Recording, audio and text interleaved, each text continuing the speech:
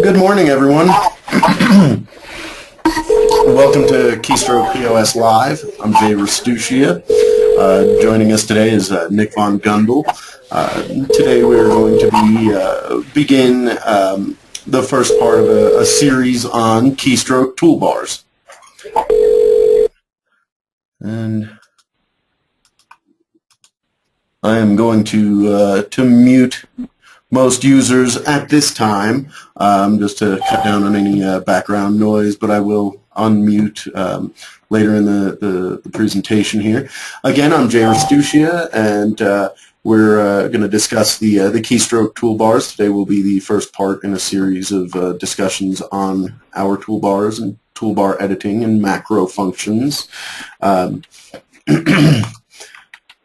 Keystroke Live is held every Thursday at 9 a.m. Mountain Time. You can use continue to use the same login information. Week after week, we'll cover topical keystroke training subjects. First Thursday of every month is hosted by SBS President Michael Gebb, and we'll move right on into our subject matter today. I'm going to keep this somewhat brief. I only want to cover some of the basics in toolbar editing. Toolbar editing we're going to use most commonly to assign and automate common functions to our toolbars. One of the significant benefits of our toolbars is the increased usability for touchscreen systems. Keystroke, obviously, 25 years ago, it came out as a keyboard interface and adapted mouse use, and has always worked very well as a menu-driven system. And we have expanded on that to include toolbar functionality to improve touchscreen capabilities in Keystroke. One of the topics I'd like to focus on today is the use of sub-menus or menu nesting. As a support technician, this is probably the most common topic that I'm approached with in regards to toolbars. Users or customers want to add a new toolbar to the screen and have that toolbar allow access to sub-menus or other toolbars. So that's what I'm going to focus on here this morning, is just a very simple addition of toolbars and assigning macros that will load other toolbars. I'm looking at our attendee list here, and I know several of you have done this yourself, and I've also helped some of you create toolbars that will invoke additional toolbars. So I'm just going to jump right into Keystroke here. Switch. So here I am in Keystroke in our Sales Manager. Currently, I have the default toolbar assigned. This is a file named tbadv.dat. It is the default toolbar for advanced POS. We're going to switch right into our editor. To get to our editor, we can, of course, get there from the Configuration Manager, but we can also right-click any toolbar button on the screen. We have our options to edit button, edit toolbars, etc. We're going to choose Edit Toolbars in this case. Our toolbar or touchscreen editor is available only in Advanced POS. So it is, of course, available in your dealer license. Your users that are licensed with Advanced POS have access to the touchscreen editor. Users running standard POS will need your assistance for toolbar customization. So here we are in our editor. We see the available toolbars, and I just want to be sure that this screen is sharing correctly. Nick, can you see the yeah, the we can see it. Okay, very good. So we have our standard toolbars. I like everything pretty much as it is here, but I'm going to add a new toolbar. Just a right click and add toolbar. First toolbar entry that I have here is a prompt for the rows and columns, basically the buttons that are going to be available. I'm going to make this a reasonably small toolbar. Only needs to be 2 rows high. I'm going to make it 8 columns wide. Puts that right in the middle of my screen. I don't like it there. I have some ability to move it around here. I can assign an actual position on screen, a left and top for the toolbar. In this case, I'm going to dock this toolbar at the bottom. That just puts it right down there, and we see that a 2 by 8 fits really well. So right away, just put a new toolbar in there, and I'm using my sample data right now. This is the sample data that has always come with Keystroke. It's all the same inventory items, so I kind of consider what's in that data. What would I want to do with this toolbar? Maybe I want some menus that are going to allow me to make selections of some of the inventory. This would be common, or I get this commonly with dealers in markets, convenience stores and such, where the user would like a menu on screen to go through different departments, so to speak. In a grocery, for example, we may want a menu that will give us a sub-menu for the deli department, a sub-menu for the meats department, sub-menu for dairy, and so on. In a convenience store, maybe they want a button just for coffee that gives them a selection of various sizes. But in my sample data, I know I've got a lot of Keystroke promotional items in there. I want a menu that's going to allow me to select some of the promotional items. So I am going to create a second toolbar. All right, I'll call my initial toolbar just main. We see I can just assign a name right here at the bottom. All right, this is main. I'm going to add a new toolbar. And again, I want it to be the same size. I'm going to have this toolbar overlay the main toolbar when it is invoked. All right. And I'm also going to put this one down at the bottom. But I want it to overlay my main toolbar. I'm going to make this a floating toolbar. So now I've got 2 toolbars in that section of the screen, and I'm going to call this one promo for promotional items.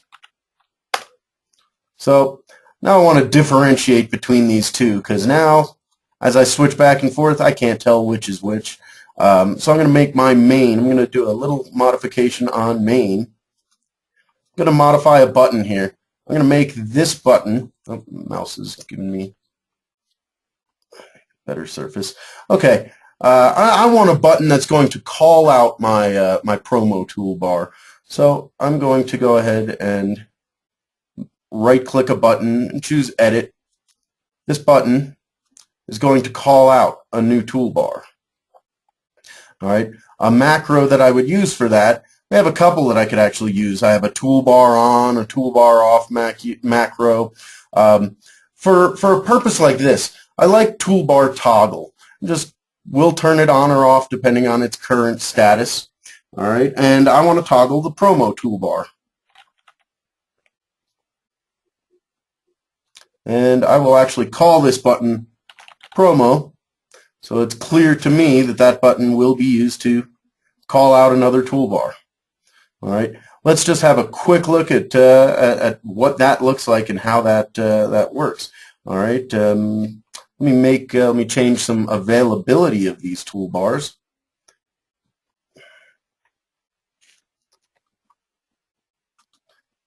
All right, so my main toolbar, this is only going to be available to me in the Sales Manager. I won't have need for it anywhere else.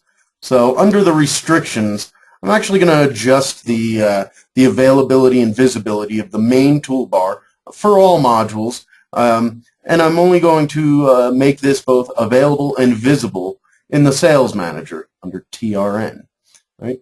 I'm going to do the same with the promo toolbar. I don't want that toolbar to show up in every module. I'm only ever going to use it in sales. So I'll do the same.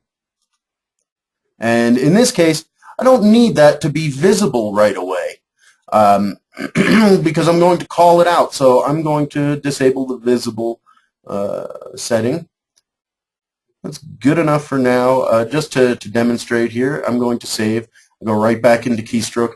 Here we see I've got a new toolbar at the bottom. I see a button here. It's named Promo. And Promo I've configured to call out a new toolbar. I click Promo. Bam, it goes right to the Promo toolbar. It's only distinguishable by the fact that now all buttons are named New Button. I'm going to go right back into my editor here. I want to do a couple of things with the promo toolbar now. I want to actually have it perform a function. I'm going to have it add an item to the transaction. All right, so I'm going to, again, I'm highlighted on the promo toolbar. I can tell all buttons are marked as new buttons. So I know I'm working with the right toolbar. I can see the name of it, etc. So I'm going to edit a button here. I want a toolbar, or this button now, to add a promo item. So to add an item to a transaction, we use a sales entry command macro. So we're selecting sales entry command, and we're going to select the enter item function. I like to look up items by stock number, but of course product code, alt ID, manufacturer description class, any of the indexed fields are appropriate. I have plenty of keystroke items in here, and in my sample data, I can start with just an 8.5 inch mouse pad, or an 8x9 mouse pad. That's our keystroke mouse pad, and I just select the item, and it writes the macro for me. The macro of the sales entry command to enter an item, enter stock number 11. So this button is going to add a mouse pad. So I'll just call this button mouse pad and leave it at that.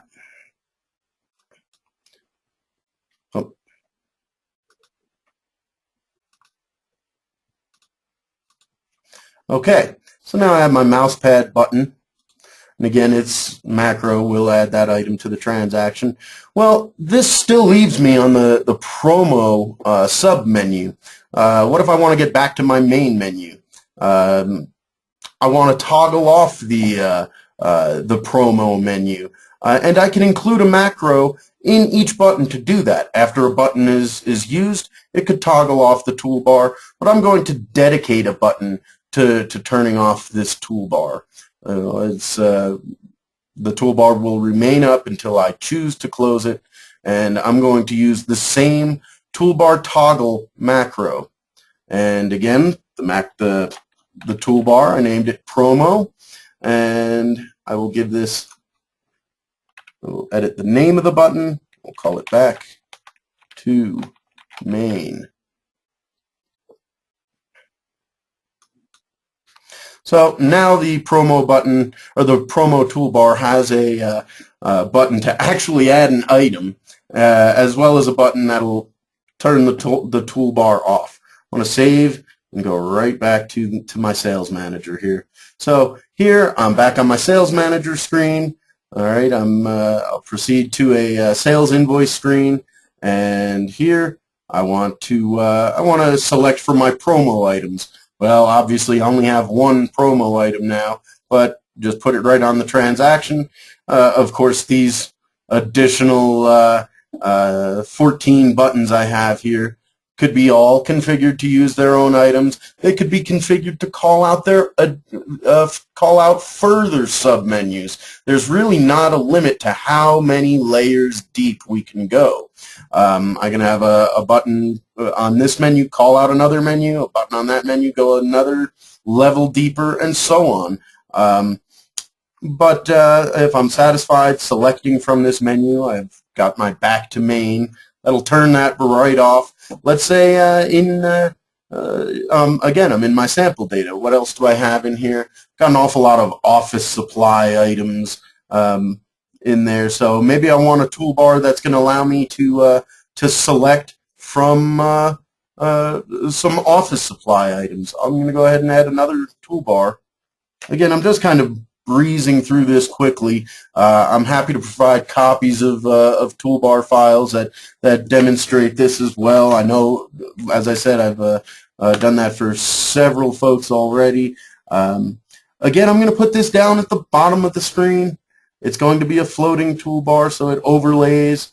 I'm going to call this toolbar Office Supplies.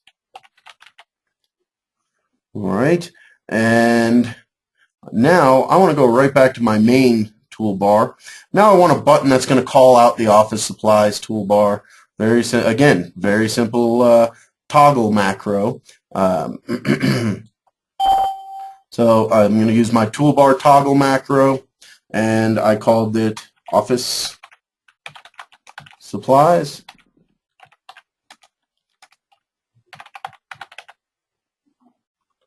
And I will also name the button.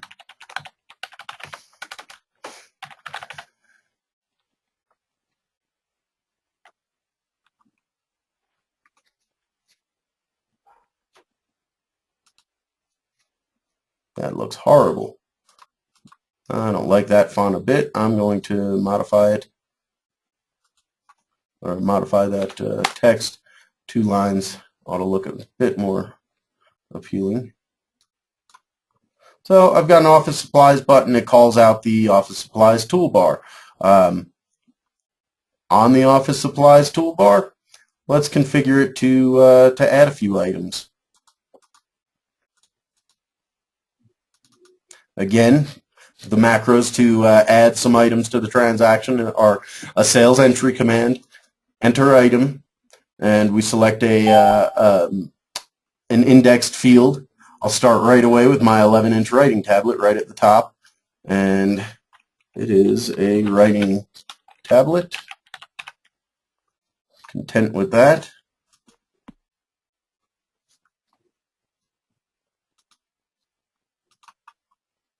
All right, and put another item in there.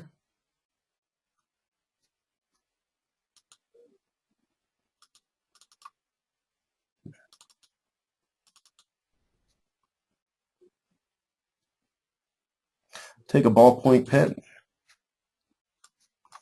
and we'll just call this pen.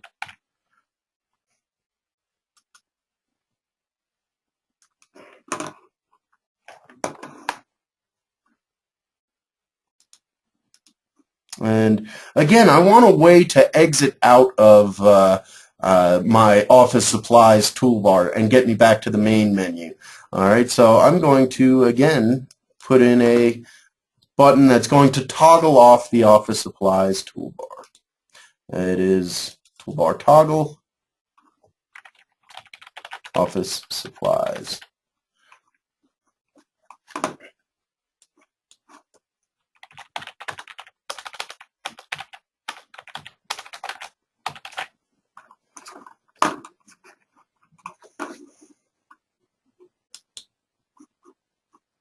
So I'm going to save that, exit right back to my, oh, I did not adjust my restrictions, we see. So I saw as soon as I come back to the Sales Manager, the Office Supplies toolbar was displayed. This is because I did not adjust the availability of it. I created it and left it as available and visible. I want to adjust that. I want Office Supplies. Again, I don't need it in every toolbar. In this case, I only want it in the Sales Manager. It'll be available, but it's not visible yet. It'll only be visible when I call it out from the main toolbar. So I'll save and exit again. Back to my Sales Manager, and I have a button for promo, a button for Office Supplies. I'm going to select my Office Supplies. I have my menu options. And I'll go ahead and select an item, select another item. I'm satisfied with my selections. Back to my main menu. So again, in just a few minutes here, I'm able to create a new toolbar that can call out 2 additional toolbars. Those toolbars can be configured to select items or run any macro functions for that matter, and then able to return to the original toolbar. It's really a pretty straightforward process, but again, it's certainly an aspect of toolbars that nearly everyone has had some interest in and has wanted the ability to make available to their end users. I'm going to go ahead and remove the mute here, and I'd be happy to answer any questions here. I would like to also have Nick's input here. I think it would be especially useful here. As you see, my toolbars are not very pretty. They're very basic. I didn't spend any time on any colors, any backgrounds, anything like that. There is, and as we can see, we have all those capabilities, but I wanted to focus on the functionality aspect here. Was there any portion of creating the toolbars or assigning macros to display other toolbars that anyone was unclear on, or that I could clarify? I have a question, Jay. Sure. This is Scott. Hello, Scott. Can you put an image in place of the, like, instead of office supplies, if you're going to something where it's where you need an image to see what it is that you're, is that possible, do you know? We can easily put images in buttons. We can make the buttons an actual image. So that's not a problem. So, let's see. So did you already stop and get gas? Okay. Nick, I think Nick can probably tell us. And there'll be a church What's on the left. Nick?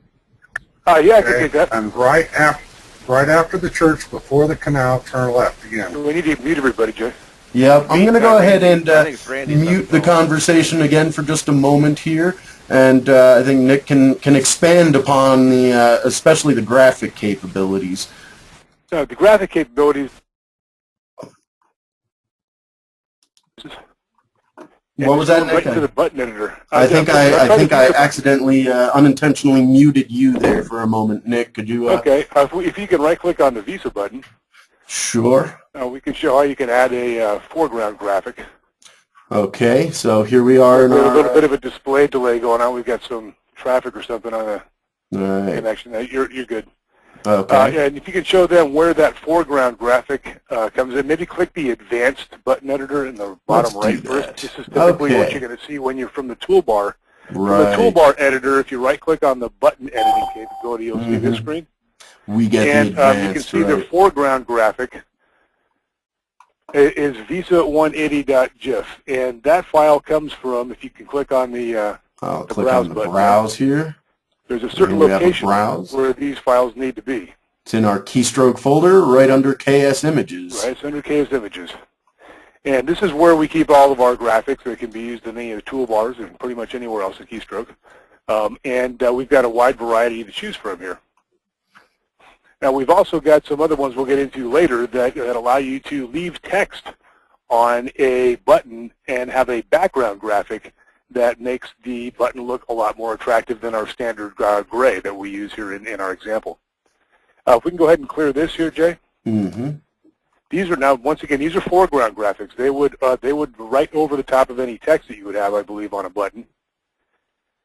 Is that correct? I believe that is correct. That foreground graphics will override any button. And a simple test there. Let's put some text in there. I believe we should not see.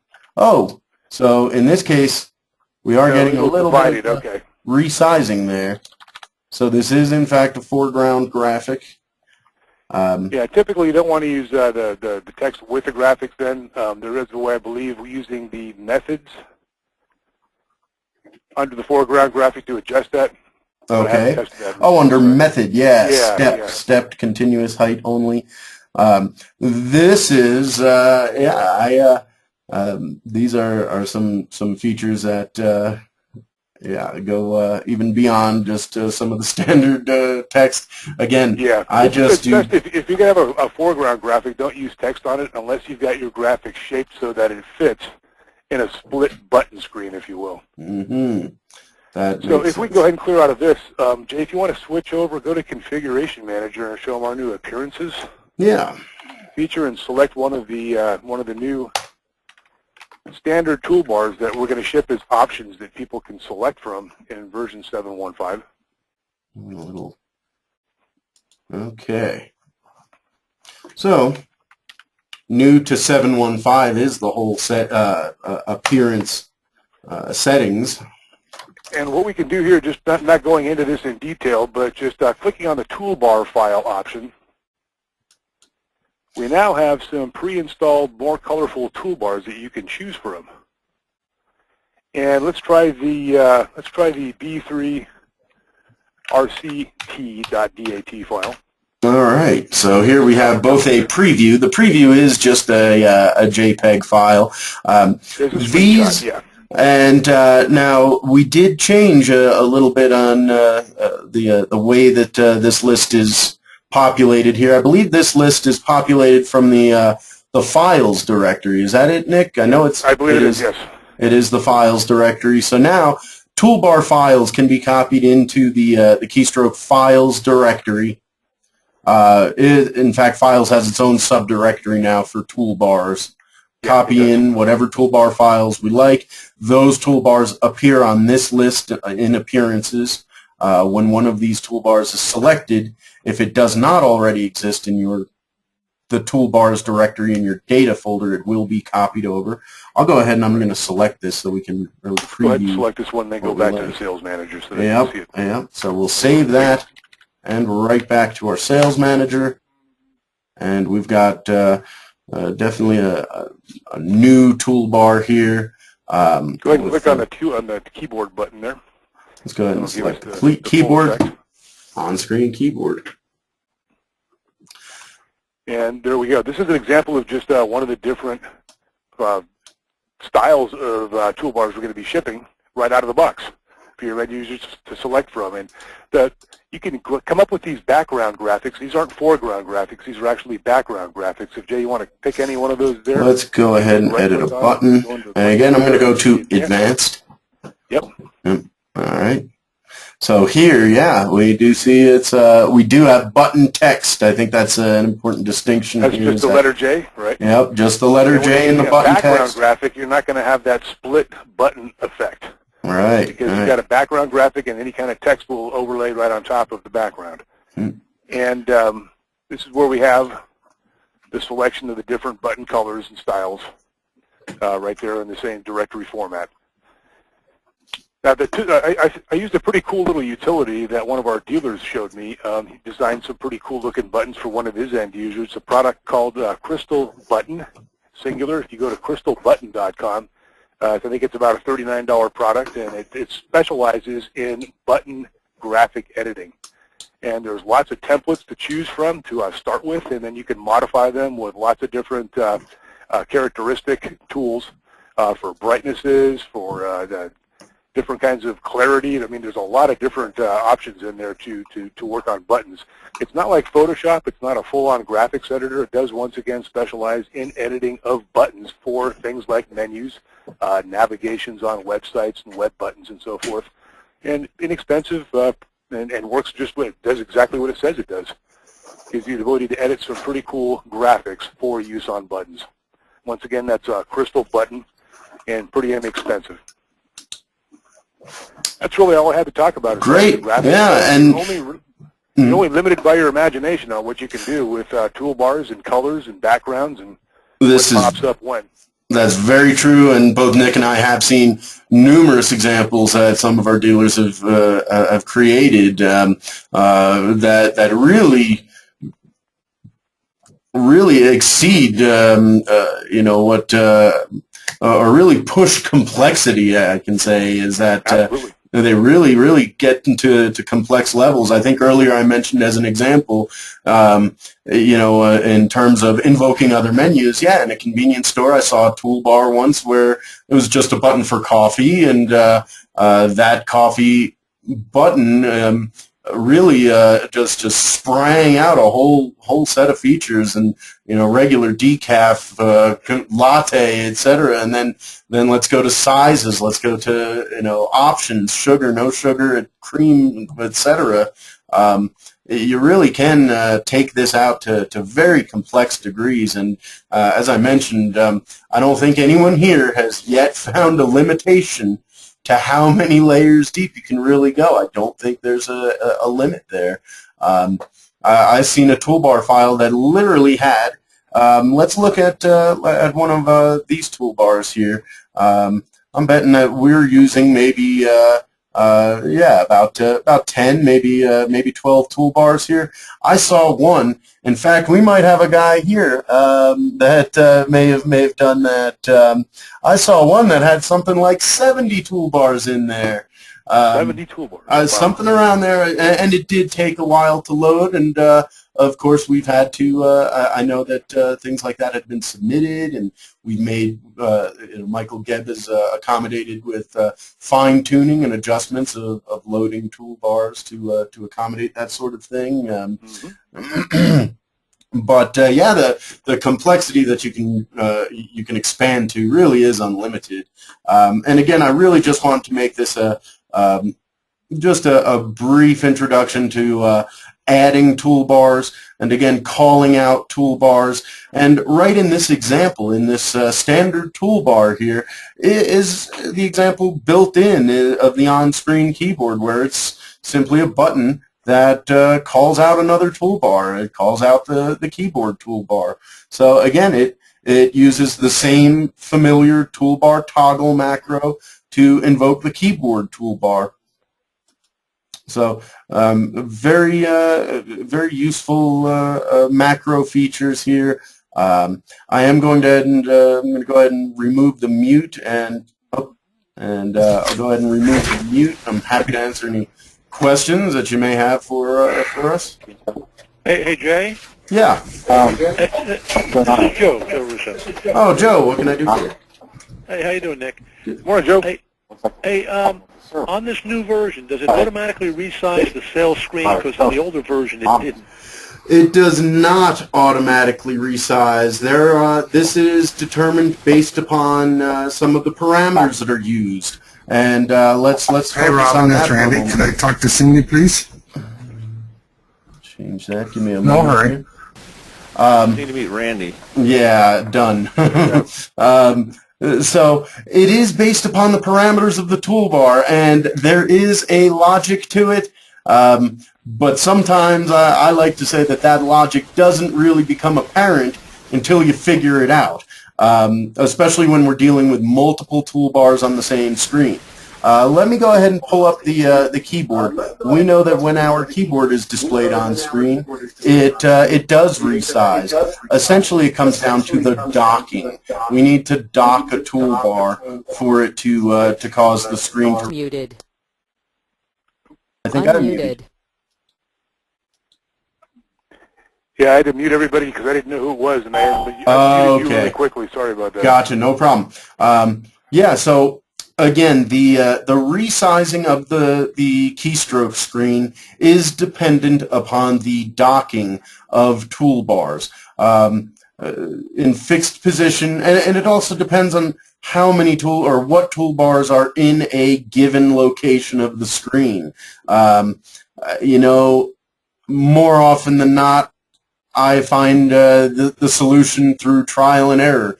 But especially when it comes to just using or to using multiple toolbars in the same section of screen.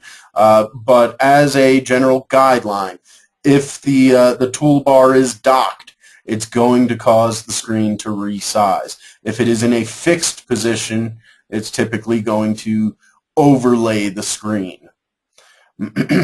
So it's not a cut and dry answer. It is dependent upon the configuration of the toolbar. It's dependent upon the docking of the toolbar. A fixed toolbar is going to overlay the screen. A docked toolbar will cause the screen to resize itself.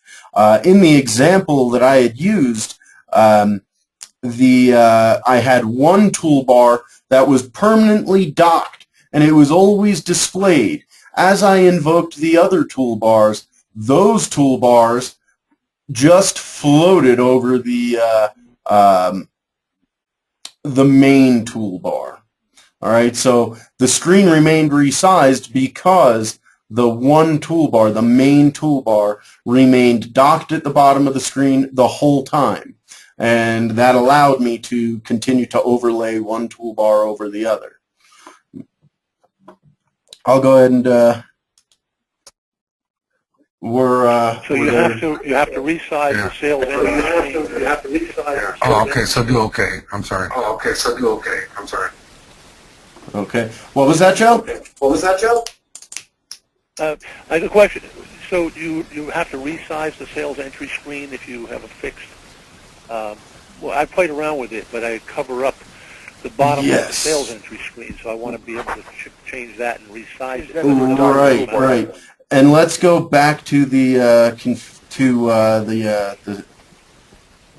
example that I had been using, the example or that I had created there, and I can demonstrate what causes that screen to resize. Oh, let me resume sharing.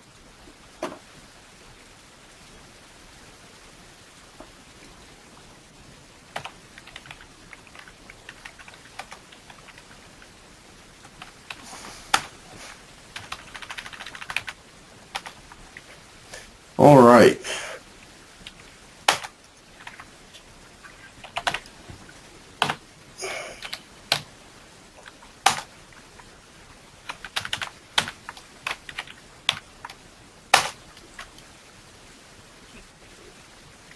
Okay, so here we see the toolbar that I had added, Joe, is causing the sales manager screen to resize, okay, as opposed to just overlaying that bottom of the screen.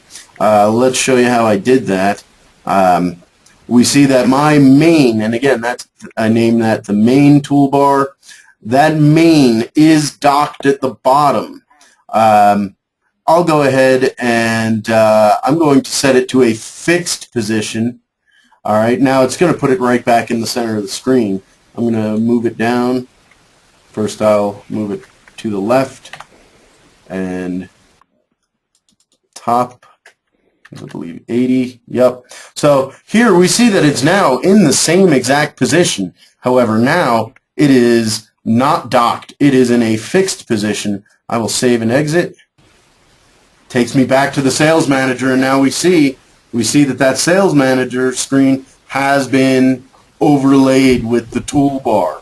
Yeah, that's what happens. Right. So the short answer is to resize the screen, the toolbar has to be docked. Gotcha. Okay, that's what I'm running into then. That's right. Okay. Right. And we were making a separate menu button to Right. So again, I just set that right back to docked. I save and exit. I go right back into the sales manager. Now we see the sales manager has resized to accommodate the toolbar at the bottom.